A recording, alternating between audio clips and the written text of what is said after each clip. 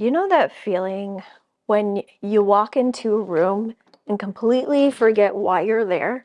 You just stand in the doorway blinking, wondering if you came in for the keys or a snack or just to question the meaning of existence? Well, after losing a child, life feels like that, but like all the time. I remember looking in the mirror a few months after I lost my daughter Gracie and thinking, okay, I recognize this nose, and unfortunately I recognize these dark circles, but who is the person behind them? Because the old me, the one who cared about matching socks and had a 5-year plan, she packed her bags and left. And the new me, honestly, she's a bit of a stranger. She cries at diaper commercials and has a very low tolerance for small talk about the weather. If you feel like you're looking at a stranger in the mirror, or if you feel like your identity was buried along with your child, you aren't crazy. You're grieving. Welcome back to A Lot About Loss. If you haven't met me yet, I'm Becky. I'm the friend who sits with you in the dark, but I'm also the friend who will eventually crack a joke to break the tension because, let's be honest, crying for 6 hours straight is dehydrating. Today, we're talking about the identity crisis, the who am I now question, because here's the reality nobody warns you about. Child loss doesn't just take your child, it takes your future, it takes your innocence, and it takes your sense of self. You spend days or months or years being mom or dad to this specific child, preparing for a life that included them. And when that is gone, you're left with all this love and nowhere to put it. And all these labels that don't seem to fit anymore. So how do we find ourselves again? And more importantly, from a faith perspective, who does God say we are when we feel completely shattered? So grab your coffee or your tea, if you're one of those healthy people, and let's get loud about it. Let's have a moment of silence for the before us.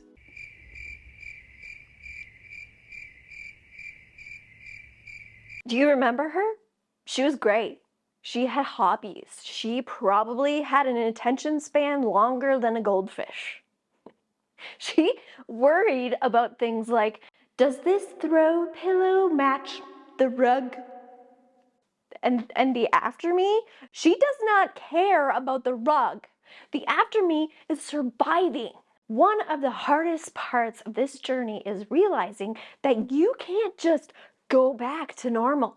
I hate that word, normal. People love to tell you, oh, give it time. You'll get back to your old self.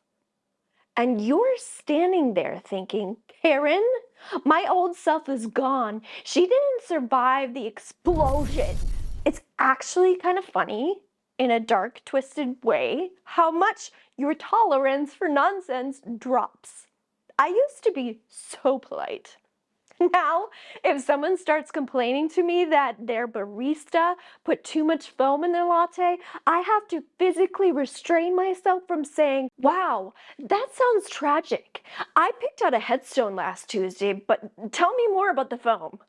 Okay, I don't actually say that usually, but I think it. This identity shift is biblical, by the way. Look at Jacob in the Bible. He wrestles with God all night long. He's in the struggle of his life. And when the sun comes up, he's still Jacob, but he walks with a limp.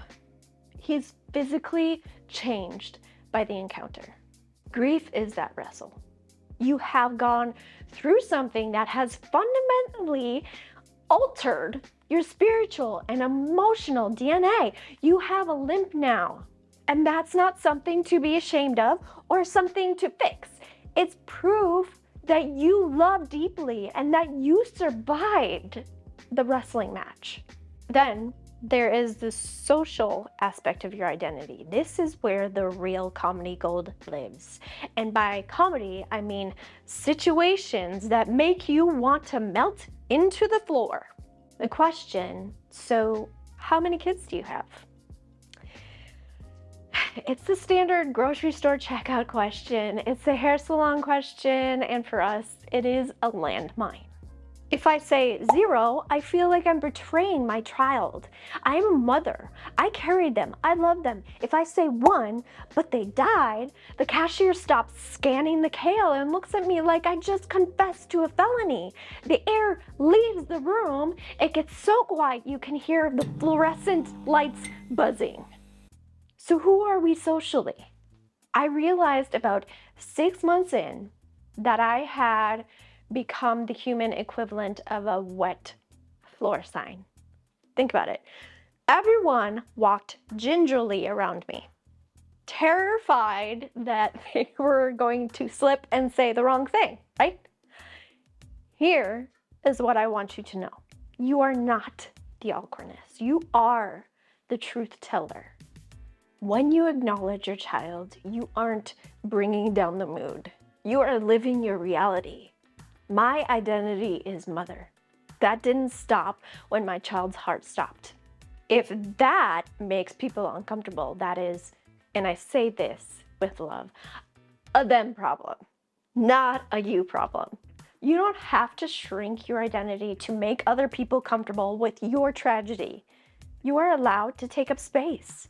You are allowed to say their name. You are allowed to be the mom or dad that you are, even if your parenting looks different now.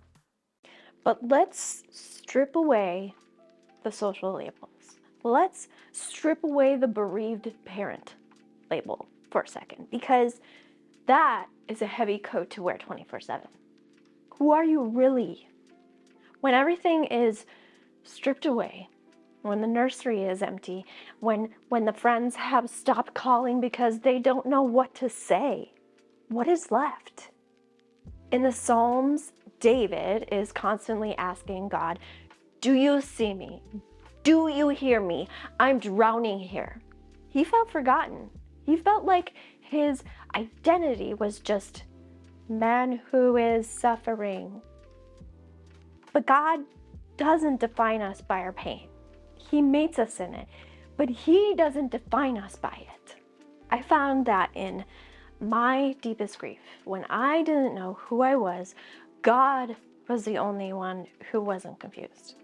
He wasn't looking at me saying, wow, she is really a mess, huh? I can't use her anymore. He was looking at me saying, that is my daughter. She is brokenhearted, and I am close to the brokenhearted. Your identity is not the tragic story. Your identity is beloved. I know. I know. That sounds like something you'd see on a coffee mug at a Christian bookstore. But feel the weight of it.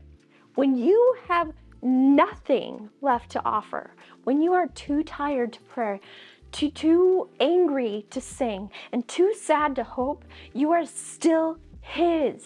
You don't have to perform Christianity. You just have to exist in His presence. So how do we start to rebuild? How do we find the new me? Well, we experiment. We try things on. I tried gardening. I killed 3 succulents. Turns out plant mom is not my new identity, and that's okay. I tried baking. I'm a baker. I love to bake. I ate a lot of cookie dough. That was a win. Give yourself permission to try new things. You are rebuilding from the ground up. You get to decide what pieces of the old you want to keep and what new pieces you want to add. You know, maybe the old you was a people pleaser. Maybe the new you has boundaries of steel. That's an upgrade. Maybe the old you worried about status. Maybe the new you realizes that life is a vapor and all that matters is love. That is wisdom. You're a mosaic now. Broken pieces, yes, but put together by the master artist into something that looks different. but it's still beautiful. If you are in that space right now where you feel like you're walking without a map and you're tired of people throwing Bible verses at you like Band-Aids, I actually wrote something for you, okay? It's called Joy Does Return, How God Meets You in Your Grief and Restores the Joy You Thought Was Gone. I wrote this because I needed it. It's shaped by years of living with loss, asking the hard questions, the ones you're afraid to ask in Sunday school, okay? And learning how to stay open to God when joy feels fragile. It's not a how-to manual, because grief isn't a furniture assembly project. It's companionship. It's faith-filled honesty for those of us walking through sorrow. I'll put the link in the description box below so you can go to get a copy yourself. You're still here, you're still you, and you are loved. And I'll see you in the next video.